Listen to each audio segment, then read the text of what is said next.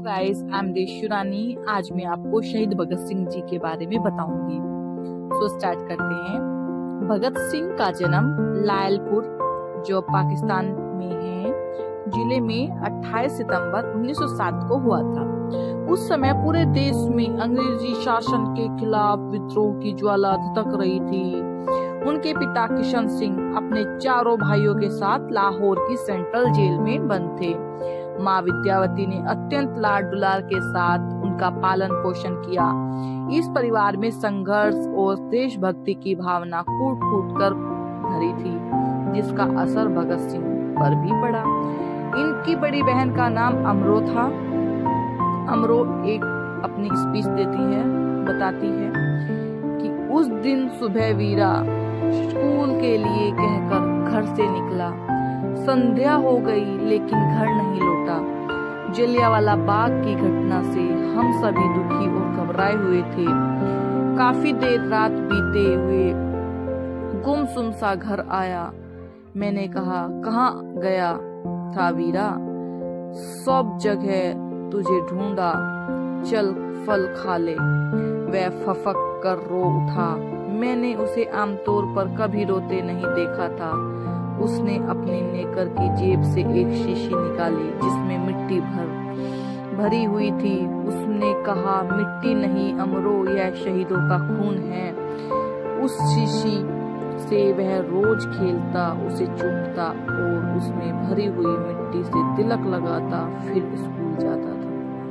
ये जो शब्द हैं, ये भगत सिंह की बड़ी बहन अमरो के द्वारा कहे गए हैं। भगत सिंह बचपन से ही असाधारण किस्म के कार्य किया करते थे। एक बार वे अपने पिता के साथ कहीं जा रहे थे। रास्ते में ही पिता के एक घनिष्ठ मित्र मिल गए, जो अपने खेत में बुआई का काम कर रहे थे। मित्र को पाकर पिता उनसे हालचाल पूछने लगे। भगत सिंह वहीं खेत में छोटे छोटे तिनके रोपने लगे।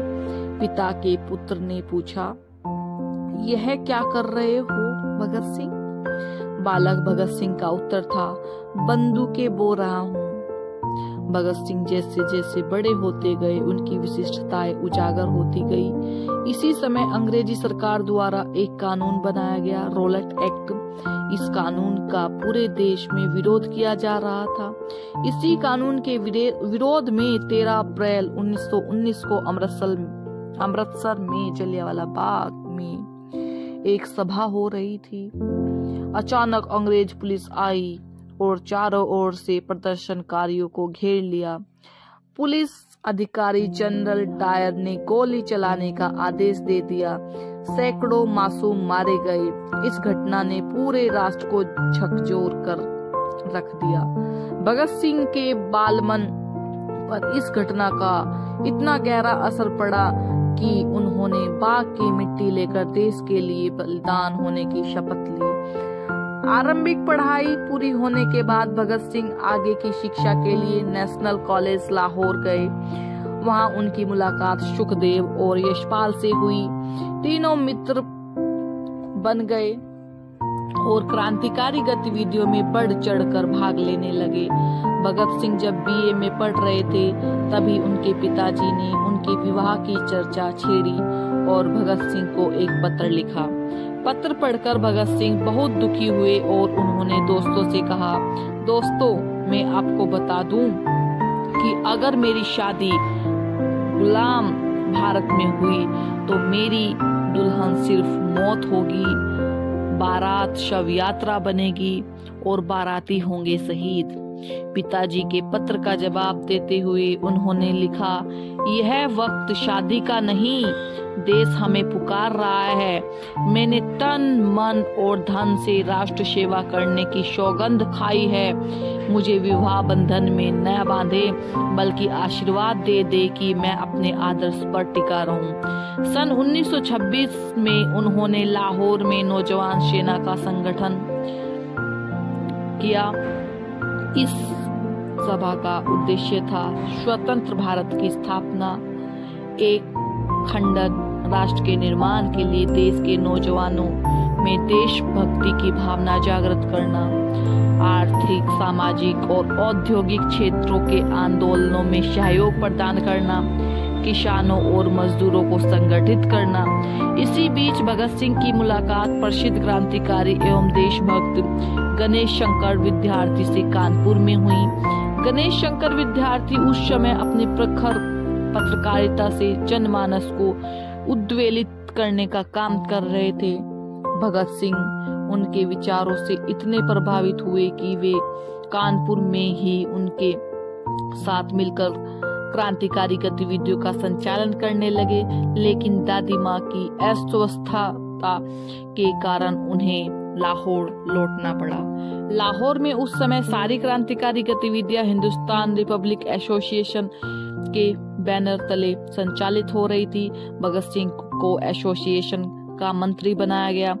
30 अक्टूबर 1928 को लाहौर में साइमन कमीशन आने वाला था। भगत सिंह ने साइमन के बहिष्कार की योजना बनाई।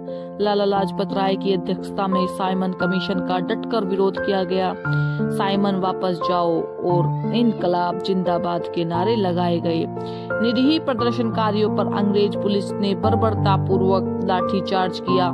लाला लाजपत राय के सिर में गंभीर चोटें आई, जो बाद में उनकी मृत्यु का कारण बनी। इस घटना से भगत सिंह व्यथित हो गए। आक्रोश में आकर उन्होंने पुलिस कमिश्नर सैंडर्स की हत्या कर दी और लाहौर से अंग्रेजों को चकमा देते हुए भाग निकले। अप्रैल 1929 में भगत सिंह और बटुकेश्वर दत्त ने दिल्ली की केंद्रीय असेंबली में बम फेंका और गिरफ्तारी दी। इस धमाके के साथ उन्होंने कुछ पर्चे भी फेंके। भगत सिंह और उनके साथियों पर सैंडर्स हत्याकांड तथा असेंबली बम कांड से संबंधित मुकदमे लाहौर में चलाया गया। मुकदमे के दौरान उन्हें और उनके साथियों को लाहौर के सेंट्रल जेल में रखा गया। जेल में कैदियों के साथ अच्छा व्यवहार नहीं किया जाता था। उन्हें प्राथमिक सुविधाएं और भोजन ठीक से नहीं दिया जाता था। भगत सिंह को यह बात ठीक नहीं लगी। उन्होंने इसके विरोध स्वरूप भूख हड़ताल शुरू कर दी। आखिर अंग्रेजी सरकार को उनके आगे झुकना पड़ा और कैदियों को बेहतर सुविधाएं मिलने लगी। 7 अक्टूबर 1930 को भगत सिंह, राजगुरु, सुखदेव को फांसी की सजा सुनाई गई। तीनों क्रांतिकारियों को 23 मार्च 1931 को फांसी दे दी गई। उनकी शहादत की तिथि 23 मार्च को हमारा देश शहीद दिवस के रूप में मनाता है। उनके क्रांतिकारी विचार, दर्शन और शहादत को यह देश कभी नहीं भूला सकेगा। Thank you guys for watching my video. Please like, share, comment and subscribe my channel.